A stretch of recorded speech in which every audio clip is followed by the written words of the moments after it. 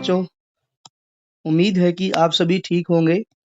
Education first official की आज की इस कक्षा में आप सभी का ढेर सारा स्वागत है। आज की जो कक्षा है वो कक्षा छठी जो है कि हिंदी की जो किताब है मल्लार, उसका हम पाठ दिया गया है एक परीक्षा, उसको पढ़ेंगे। और जिसके लेखक जैसा कि आप देख पा रहे हैं, ये तस्वीर जो है श्री प्रेमचंद जी की है। ये इन्हें उपन्यासकार, कहानीकार और जो है कहानियों की वजह से इनको कथा सम्राट भी कहते हैं। थोड़ा सा लेखक के परिचय को जान लेते हैं, क्या है दिया गया है। हिंदी के एक महान लेखक एवं कथा सम्राट के नाम से प्रसिद्ध प्रेमचंद का वास्तविक नाम धनपत राय था। उन्होंने समाज सुधार और राष्ट्रीय भावना से ओतप्रोत कई कहानियां एवं या और उपन्यास लिखे। उनकी अनेक कहानियां जैसे ईदगाह, बच्चों आप सभी ने 5वीं कक्षा में जरूर पढ़ी होगी। बड़े भाई साहब भी आपने पढ़ी होगी, इंग्लिश में दी गई है ये कहानी। और गुल्ली डंडा, दो बैलों की कथा, आप जब बड़े हो जाएंगे 9th क्लास में चले जाएंगे तब आप पढ़ेंगे इसको। आदि बड़ों और बच्चों के बीच बहुत पढ़ी और सराही गई है। तो ये कुछ फेमस कहानियां हैं, जैसे बड़े भाई साहब हो गए, ईदगाह आपने पढ़ी, गुल्ली डंडा, दो बैलों की कथा आप पढ़ेंगे आगे जैसे ही आप 9th क्लास में पहुंच जाएंगे। इसके अलावा जो है आज जो इस वीडियो में हम कहानी पढ़ने जा रहे हैं उसका नाम है परीक्षा। देखते हैं कि इस परीक्षा कहानी का नाम प्रेमचंद ने परीक्षा क्यों रखा है, इस कहानी में क्या कुछ दिया गया है। चलिए अब हम पढ़ना शुरू करते हैं कहानी परीक्षा। तो चलिए ये है हमारी कहानी परीक्षा, इसको पढ़ते हैं। क्या दिया गया है। जब रियासत देवगढ़ के दीवान, दीवान होता है एक पद होता है राजा के दरबार में। राजा के दरबार में एक पद है, दीवान का दरबार में एक पद है जिसका नाम है दीवान। दीवान एक्चुअली बच्चों जो राजा का जो खजाना होता है और जो राजा के दरबार में जो पैसे का जो लेन देन करता है, पैसे के लेन देन करने वाला, पैसे का लेन देन और जो हिसाब रखता है, किसको कितना पैसा दिया, किसको लिया, उसकी लिखा पढ़ी का काम जो करता है उसको बोलते हैं दीवान। जो राजा के दरबार में जो पैसे का लेन देन का हिसाब रखता है, लिखा पढ़ी का काम करता है, उसको दीवान कहते हैं। सरदार सुजान सिंह बूढ़े हुए तो परमात्मा की याद आई, जाकर महाराज से विनय की। विनय का मतलब होता है कि प्रार्थना की या उनसे रिक्वेस्ट किया, अनुरोध किया। क्या अनुरोध किया, देखते हैं क्या अनुरोध किया है कि दीन बंधु दास ने श्रीमान की सेवा में 40 साल तक की। कि भाई जो वो अपने बारे में कह रहे हैं कि मैंने आपके यहाँ पर 40 साल तक सेवा की है। अब मेरी अवस्था भी ढल गई है, मतलब बूढ़ा होने लगा हूं मैं। राजकाज संभालने की शक्ति में नहीं रही। कहीं भूल चूक हो जाए तो बुढ़ापे में दाग लगेगा और सारी जिंदगी की नेक नामी मिट्टी में मिल जाएगी। नेक नामी का मतलब होता है कि जो इज्जत उसने 40 साल में कमाई है उस पर दाग लग जाएगा। राजा साहब अपने अनुभवशील नीति कुशल दीवान का बड़ा आदर करते थे। अनुभवशील मतलब होता है कि जो बहुत अनुभव वाला व्यक्ति बन गया है। बच्चों जिस बंदे ने, जिस व्यक्ति ने 40 साल तक काम किया है राजा के दरबार में, वो बहुत सारे अनुभवों से भरपूर हो जाता है। और नीति नीति मतलब होता है कि राजा के साथ जो पॉलिसी बनाई जाती है उनका भी कुशल हो गया था, वो एक्सपर्ट हो गया था। बहुत समझाया लेकिन जब दीवान साहब न माना तो हार कर उनकी प्रार्थना स्वीकार कर ली, पर शर्त यह लगा दी कि रियासत के लिए नया दीवान आपको ही खोजना पड़ेगा। कि जो है आपकी जगह जो भी नया दीवान आएगा उसकी खोजने की जिम्मेदारी किसे दे दी, वो खुद जो है सुजान सिंह को दे दी। जैसे ये दरबार में बैठे हैं यहाँ पर, ये राजा जी हैं और जो है ये अपने दीवान साहब हैं, आपस में चर्चा कर रहे हैं। और राजा गंभीर भी है कि दीवान जो है इतना अच्छा दीवान है जिसको इतना अनुभव है काम करने का, वो छोड़कर जा रहा है। लेकिन इनको बोल दिया कि आप नया दीवान खोज कर देंगे। अब आगे पढ़ते हैं क्या दिया गया। दूसरे दिन देश के प्रसिद्ध पत्रों में विज्ञापन, विज्ञापन का मतलब होता है कि एडवर्टीजमेंट हुई, निकाली कि देवगढ़ के लिए एक सुयोग्य दीवान की जरूरत है। सुयोग्य मतलब जो बहुत अच्छा हो, जो उस पद के लिए योग्य है, एबल है। ऐसा नहीं है कि किसी को भी बिठा देंगे वहां पर। जो सज्जन अपने को इस पद के योग्य समझे वे वर्तमान सरकार सुजान सिंह की सेवा में उपस्थित हो। यह जरूरी नहीं है कि वे ग्रेजुएट हो। ग्रेजुएट मतलब होता है जिन्होंने जो है बीए कर रखी है, बीए हो गया या फिर और कोई डिग्री बीए के बराबर, उसमें जो है बीएससी वो भी आ सकता है। उस टाइम पर बीए ग्रेजुएट इतना ही करते थे। मगर हष्ट पुष्ट होना आवश्यक है। हष्ट पुष्ट का मतलब होता है कि वो बलवान हो, अच्छा हो। ऐसा नहीं हो कि बिल्कुल जो है पतला सा हो, दुबला पतला सा नहीं। हष्ट पुष्ट, मजबूत हो। मंदाग्नि के मरीज को यहाँ तक कष्ट उठाने की कोई जरूरत नहीं होगी। मंदाग्नि का मतलब होता है जिसको पेट से संबंधित बीमारियां हैं, उसको मंदाग्नि बोलते हैं। पेट से संबंधित जिसको तकलीफ है, मतलब मान के चलो उसको जो है मंद अग्नि का मरीज, इसका मतलब जिसको पहले से ही कोई प्रॉब्लम है शरीर में, उसी को बोला गया है। 1 महीने तक उम्मीदवारों का रहन सहन, आचार विचार की देखभाल की जाएगी। विद्या का कम परंतु कर्तव्य का अधिक विचार किया जाएगा। वहां ये शर्त रख दी कि जरूरी नहीं है कि इस पद के लिए बहुत ज्यादा पढ़े लिखे लोगों की जरूरत है, नहीं। 2 शर्त रखी है, एक तो वो बलवान हो, हष्ट पुष्ट हो, दूसरा किसी प्रकार की उसको बीमारी ना हो। तीसरी बात है कि जो भी वो एक्टिविटी वहां करेगा राजा के दरबार में 1 महीने तक, उनको ऑब्जर्व किया जाएगा और उन उस ऑब्जर्वेशन के बेस पर ही वो जो दीवान का पद है वो उसको दिया जाएगा। जो महाशय इस परीक्षा में पूरे उतरेंगे वे इस उच्च पद को सुशोभित करेंगे। अब यहाँ लिख दिया कि जो भी ये सारी कंडीशन पूरी करेगा वही जो है इस पद के लिए रेडी रहेगा। अब आगे क्या होगा, इस विज्ञापन ने सारे मुल्क, मुल्क जो है उर्दू का शब्द है तो इसका सही अर्थ हो जाएगा देश। देश में तहलका मचा दे। तहलका का मतलब है कि भाई पूरे देश में खलबली मच गई। ठीक है, खलबली मच गई। ऐसा ऊंचा पद और किसी प्रकार की कोई कैद नहीं, कोई बाउंडेशन नहीं है, केवल नसीब का खेल है। सैकड़ों आदमी अपना अपना भाग्य परखने के लिए चल खड़े हुए। देवगढ़ में नए नए और रंग बिरंगे मनुष्य दिखाई देने लगे। प्रत्येक रेलगाड़ी से उम्मीदवारों का एक मेला सा उतरता।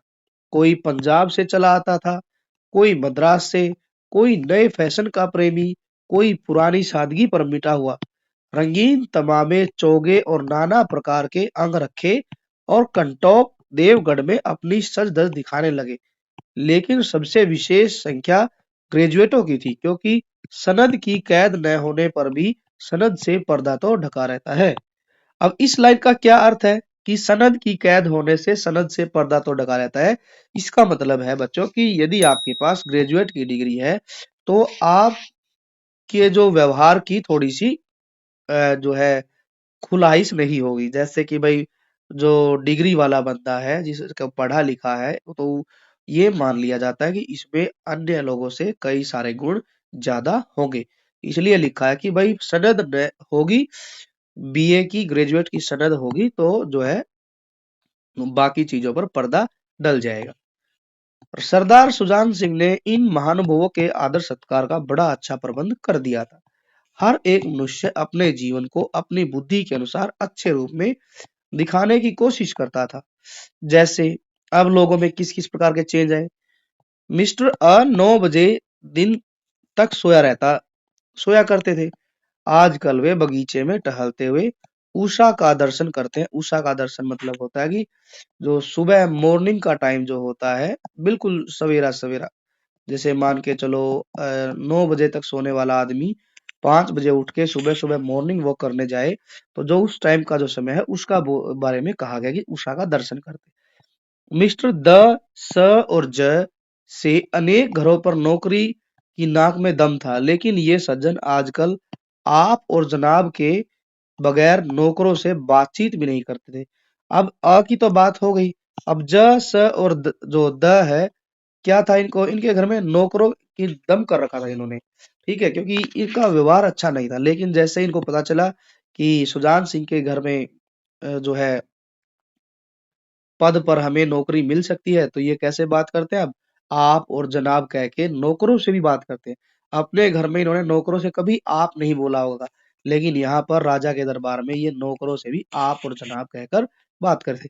मिस्टर ल को किताबों से घृणा थी, परंतु आजकल वे बड़े बड़े ग्रंथ पढ़ने और देखने और पढ़ने में डूबे रहते। मिस्टर ल के बारे में कहा है कि ल जो किताबों से बिल्कुल नफरत करता था, आज के लिए बड़े-बड़े ग्रंथ पढ़ते हैं। जिससे बात कीजिए वह नम्रता और सदाचार का देवता बना मालूम देता था। लोग समझते थे कि 1 महीने का झंझट है। झंझट मतलब कि 1 महीने की ही समस्या है। 1 महीने में हमने जितना परिवर्तन खुद में कर लिया तो कहीं राजा और सुजान सिंह हमारे से खुश हो गए तो दीवान का पद हमें ही मिल जाएगा। किसी तरह काट ले, कहीं कार्य सिद्ध हो गया तो कौन पूछता है कि हमने क्या-क्या किया है। आगे देखो जैसे ये आ रहे हैं। यहाँ दिखाया कि देवगढ़ जंक्शन रेलवे स्टेशन का चित्र दिया गया है। यहाँ पर कोई कहीं से आ रहा है, कोई कहीं से आ रहा है। लेकिन मनुष्यों का वह बूढ़ा जोहरी आड़ में बैठा हुआ देख रहा था कि इन बगुलों में हंस कहाँ छिपा है। कौन किसकी बात की गई है? बूढ़ा जोहरी मतलब सुजान सिंह। सुजान सिंह को 40 साल में इतना जो है अनुभव हो गया था कि वो पहचान सकता था कि कौन आदमी सही है और कौन आदमी जो है बगुला बना हुआ है, बगुला भगत है और कौन इनमें हंस है। हंस मतलब कि कौन जो है दीवान के पद के काबिल है। ठीक है, हंस उसको बोला गया। एक दिन नए फैशन वालों को सूझी कि आपस में हॉकी का मैच खेल हो जाए। यह प्रस्ताव हॉकी के मंजे हुए खिलाड़ियों ने पेश किया। यह भी तो आखिर एक विद्या है। वे सब लोग जो हॉकी खेलने में एक्सपर्ट थे उन्होंने सोचा कि ये भी एक प्रकार का जो है एक तरीका हो सकता है कि सुजान सिंह को रिझाया जा सके। इसे क्यों छिपा रखें? संभव है कुछ हाथों की सफाई ही काम कर जाए। उनको ये लगा कि इस खेल से क्या पता सुजान सिंह खुश हो जाएं और वो खुश होंगे, जो भी खिलाड़ी अच्छा होगा उसको ही तय कर दें दीवान। चलिए तय हो गया, फील्ड बन गई, खेल शुरू हो गया और गेंद किसी दफ्तर के अप्रेंटिस की तरह ठोकरें खाने लगी। रियासत देवगढ़ में यह खेल बिल्कुल निराली बात थी। क्यों थी? शायद हो सकता है कि देवगढ़ में इससे पहले कभी हॉकी नहीं खेला गया होगा और जब ये लोग हॉकी खेलने लगे थे तो सब लोग हैरान रह गए होंगे। निराली मतलब भाई अनोखी बात थी। निराली का मतलब क्या है? अनोखी बात थी। पढ़े लिखे भले मानुस लोग शतरंज और ताश जैसे गंभीर खेल खेलते थे। दौड़ कूद के खेल बच्चों के खेल समझे जाते थे। लेकिन जैसे ही हॉकी का नाम आया तो भाई अलग बात हो ही गई है। अब यहाँ पर चित्र दिखाया गया है। ये जो है हॉकी के मंजे हुए खिलाड़ी खेल देख रहे हैं। यहाँ पर आम पब्लिक भी, आम लोग जो है देवगढ़ रियासत के आए हुए हैं। चलिए खेल बड़े उत्साह से जारी था। दावे के लोग जब गेंद को लेकर तेजी से उड़ते तो ऐसा जान पड़ता कि कोई लहर बढ़ती जा चली आती है। लेकिन दूसरी ओर के खिलाड़ी इस बढ़ती हुई लहर को इस तरह से रोक लेते थे कि मानो लोहे की दीवार है। अब दोनों पक्षों में खेल टक्कर का चल रहा है। एक पक्ष गेंद को इतनी गति से लेके जाता कि जैसे लहर जो है किनारे को डुबोने की सोचती। लेकिन जैसे ही दूसरी पक्ष की बारी आती तो वो ऐसे थाम लेता उसको कि जैसे आगे लोहे की दीवार है। संध्या तक यही धूमधाम रही। लोग पसीने से तर हो गए। ये एक मुहावरा है। पसीने से तर होना एक मुहावरा है। खून की गर्मी आंख और चेहरे से झलक रही थी। इसका मतलब क्या हुआ कि दिन भर में जब खेल का कोई उचित परिणाम नहीं निकला तो लोगों की जो टीम थी, दोनों पक्षों की टीम थी, उनकी आंखों में खून उतर आया और चेहरे बिल्कुल लाल हो गए थे। हाफते-हाफते बेदम हो गए थे। बेदम मतलब भाई थक गए थे। क्या हो गए थे? थक गए थे। लेकिन हार जीत का निर्णय न हो सका। अंधेरा हो गया था।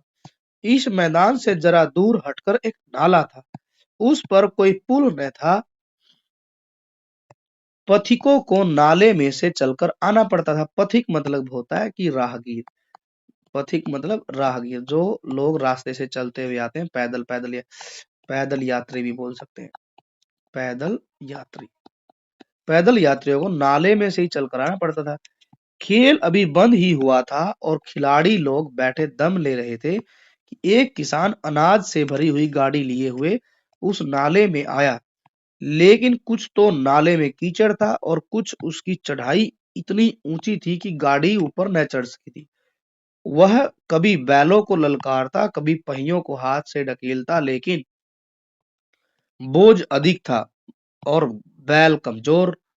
गाड़ी को ऊपर गाड़ी ऊपर को न चढ़ती और चढ़ती भी तो कुछ दूर चढ़कर कुछ खिसक कर नीचे पहुंच जाती। किसान बार बार जोर लगाता और बार बार झुंझलाकर बैलों को मारता, लेकिन गाड़ी उभरने का नाम न लेती।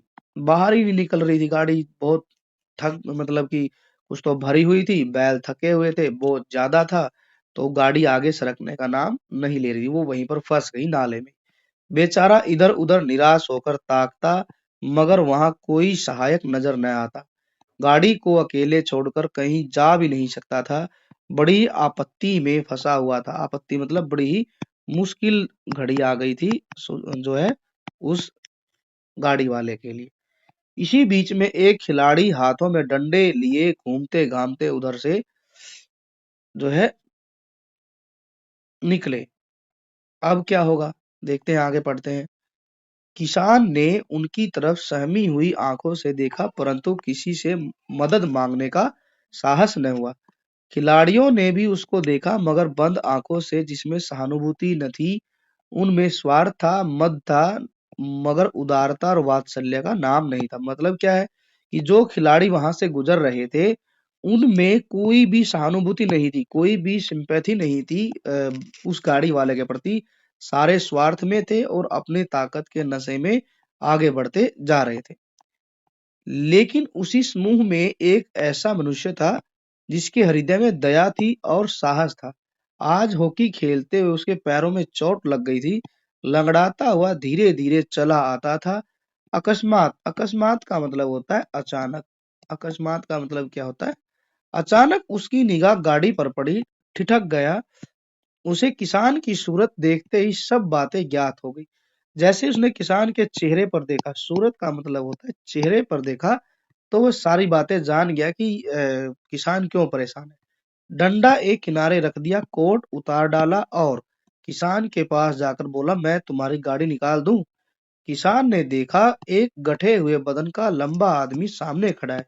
झुक कर बोला, हुजूर, मैं आपसे कैसे कहूँ? युवक ने कहा, मालूम होता है तुम यहाँ बड़ी देर से फंसे हुए हो। अच्छा, तुम गाड़ी पर जाकर बैलों को साधो, मैं पहियों को ढकेलता हूँ, अभी गाड़ी ऊपर चढ़ जाती है। किसान गाड़ी पर जा बैठा। युवक ने पहिए को जोर लगाकर उकसाया। कीचड़ बहुत ज्यादा था, वह घुटनों तक जमीन में गड़ गया, लेकिन हिम्मत न हारी। उसने फिर जोर किया। उधर किसानों ने को ललकारा, बैल ने ललकार दिया किसानों को। बैलों को सहारा मिला, हिम्मत बंध गई। उन्होंने कंधे झुकाकर एक बार जोर किया तो गाड़ी नाले से ऊपर थी, और इस तरीके से किसान की जो बैलगाड़ी थी वो निकल गई। किसान युवक के सामने हाथ जोड़कर खड़ा हो गया, बोला, महाराज, आपने आज मुझे उभार लिया, उभार लिया, मुझे आपने संकट से बाहर निकाल दिया। मेरे सामने बहुत परेशानी थी कि मैं किस तरीके से इस नाले को पार करता, तो आपने इस संकट से बाहर निकाल लिया, नहीं तो सारी रात मुझे यहाँ बैठना पड़ता। युवक ने हंसकर कहा, अब मुझे कुछ इनाम देते हो? किसान ने गंभीर भाव से कहा, नारायण चाहेंगे तो दीवानी आपको ही मिलेगी।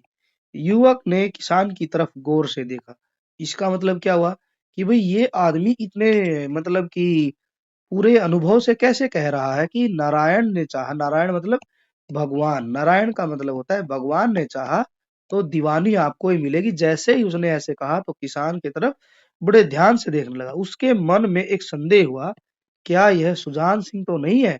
आवाज मिलती है, चेहरा मोहरा भी वही। किसान ने भी उसकी ओर तीव्र दृष्टि से देखा।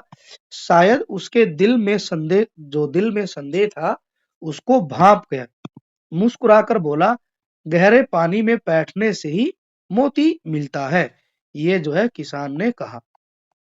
चलिए अब देखते हैं, यहाँ दिखाया गया ये रहा नाला।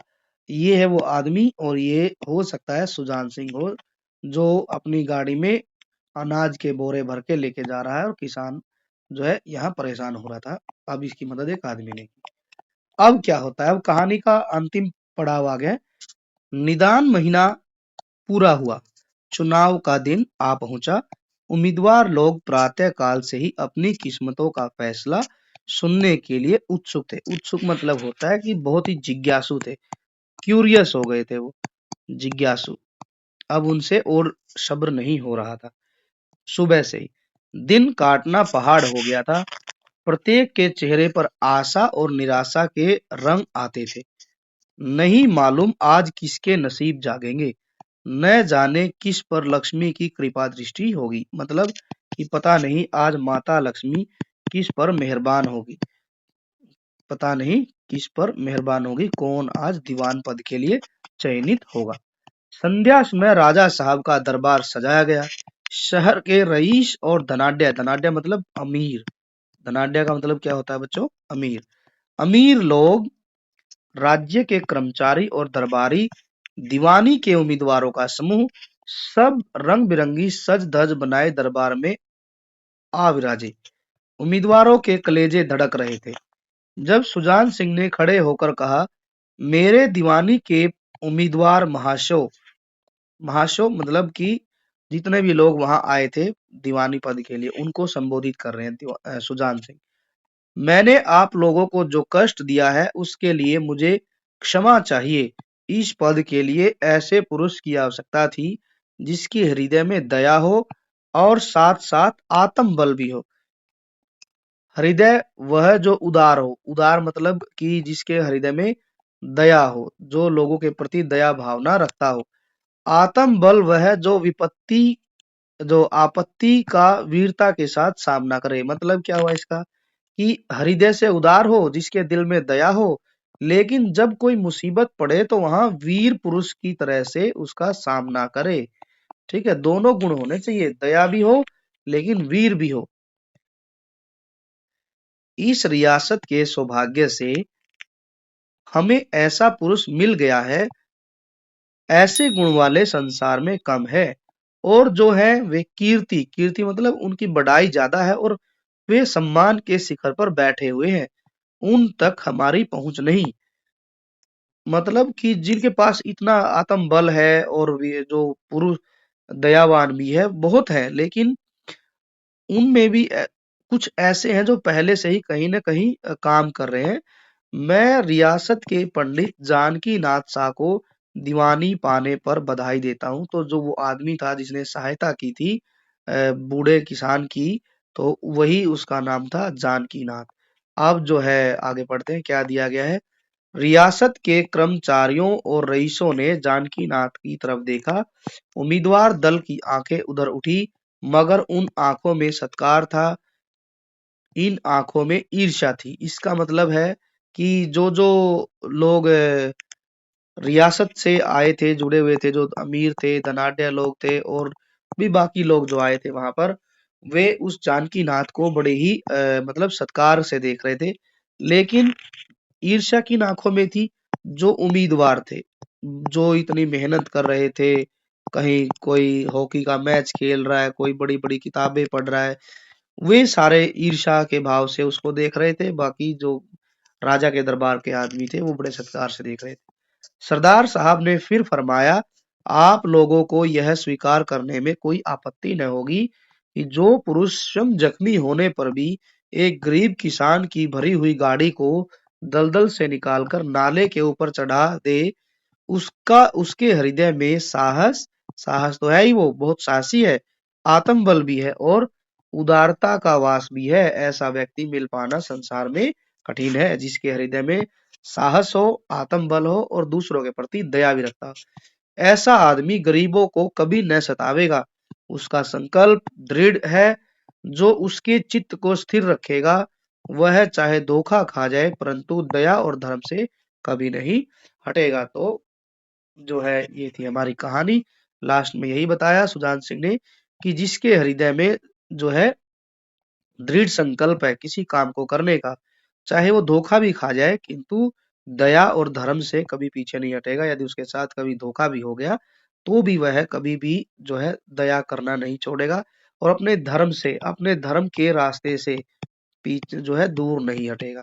और यही दीवानी पद के लिए जो है बहुत जरूरी चीज है कि लोगों के साथ वो कोई छल कपट ना करे, बस उसके दिल में दया हो, सत्कार हो, इसके अलावा वो साहसी भी हो, उसमें आत्मबल भी होना चाहिए। तो ये लिखी थी हमारे प्रेमचंद जी ने। आई होप कि आपको पूरी की पूरी जो कहानी है समझ में आ गई होगी। हमने हर एक शब्द का अर्थ भी देखा, और अब हम अगली वीडियो में जो है इस कहानी के क्वेश्चन आंसर को डिस्कस करेंगे। यदि आपको वीडियो अच्छी लगी है तो आप वीडियो को लाइक करें, और यदि आप एजुकेशन फर्स्ट यूट्यूब चैनल पर पहली बार आए हैं तो आपका ढेर सारा वेलकम है, और हम आपसे उम्मीद करते हैं कि आप जो है ऐसी ही अमेजिंग वीडियो को पाने के लिए हमारे यूट्यूब चैनल को जरूर सब्सक्राइब करें, और जो है अपने दोस्तों के साथ ज़्यादा से ज़्यादा शेयर भी करें। इसी के साथ आप जो है बेल आइकन को प्रेस ज़रूर करें, ताकि जो है अगली जो भी वीडियो आएगी इसकी जो है वो आपको सबसे पहले मिले, उसका नोटिफिकेशन आप तक सबसे पहले पहुँच जाएगा। और जो है हमने अपने चैनल पर क्लास 6 के जो 2 क्लास 6 के 2 PT2 डाले हैं पेपर। PT2 मतलब ये पीरियोडिक टेस्ट है, जिसमें एक हिंदी का टेस्ट है और एक इंग्लिश का टेस्ट है। तो आप उन वीडियो को भी ज़रूर देखें, क्योंकि अभी हमारी PT2 की परीक्षा होने वाली है। तो उनको देखने के बाद आपको थोड़ा-सा कॉन्फिडेंस होगा, आपको बूस्ट अप मिलेगा, जिससे कि आप परीक्षा में एग्ज़ाम हॉल में अच्छा प्रदर्शन कर पाएँगे। अब हम मिलेंगे नेक्स्ट वीडियो में इसके प्रश्नोत्तर के साथ। तब तक के लिए अपना ध्यान रखिए, अपना ख्याल रखिए और पढ़ते रहिए। Thank you and bye-bye.